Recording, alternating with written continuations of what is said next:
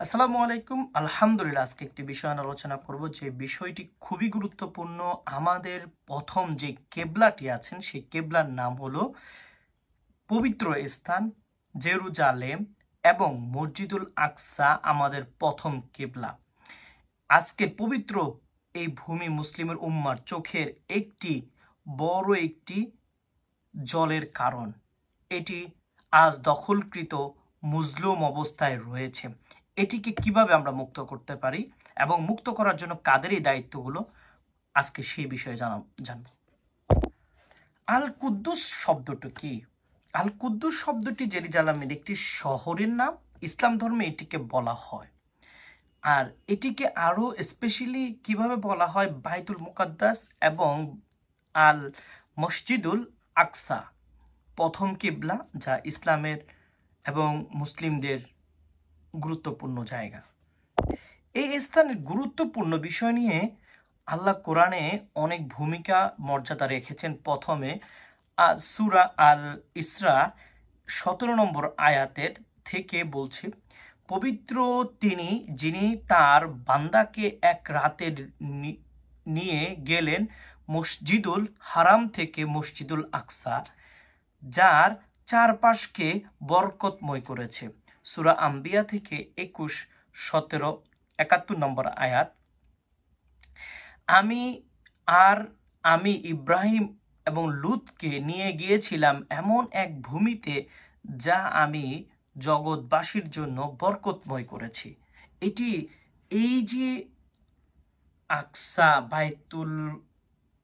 বায়তুল মুকাদ্দাস, তারপর মসজিদুল আকসার যে গুরুত্বপূর্ণ জিনিসগুলো, এটা কিন্তু আমরা অলরেডি এই কোরআনের 2টি আয়াত থেকে বুঝতে পারি। এখন এটাকে যদি আমরা আর একটু ডিপলি জানতে চাই, তাহলে হাদিসের সাথে আমরা কি বলতে চাই। রাসূল সাল্লাল্লাহু আলাইহি সাল্লাম বলেন, 3টি মসজিদ ছাড়া সফরের নিয়ত করা যাবে না। মানে কোনো মসজিদে আপনি ঘোরার জন্য সফর করতে যাবেন, এই সফরে বের হওয়ার কোনো উদ্দেশ্য দরকার নাই। অনলি 3টি মসজিদে সফর করা যাবে। প্রথম মসজিদুল হারাম, মসজিদুল নববী এবং মসজিদুল আকসা। সহিহ বুখারী থেকে তিনি আরো বলেন, মসজিদুল আকসা এক রাকাত নামাজ অন্য মসজিদের তুলনায় 500 গুণ বেশি সওয়াব।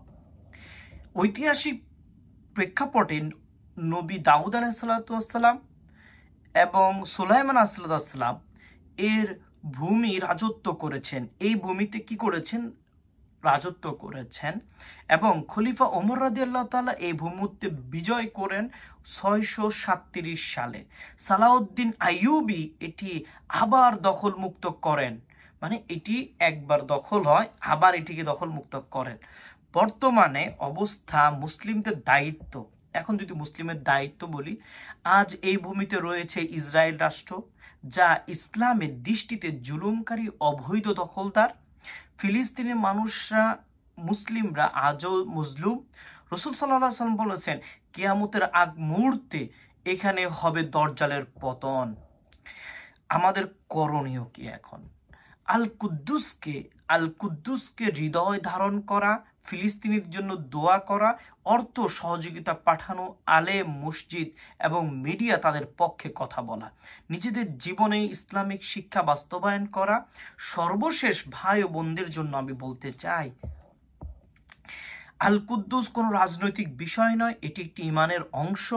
মুসলিম হিসাবে আমাদের কর্তব্য এই ভূমির মর্যাদা, ইতিহাস সম্পর্কে জানা এবং প্রচার করা। আল্লাহ আমাদেরকে আল কুদ্দুসের হেফাজত করার তৌফিক দান করুক, এটি আমরা বলবো এবং এটি আমরা মানার চেষ্টা করব। সকলে দোয়া করবেন, সকলে ভালো থাকবেন।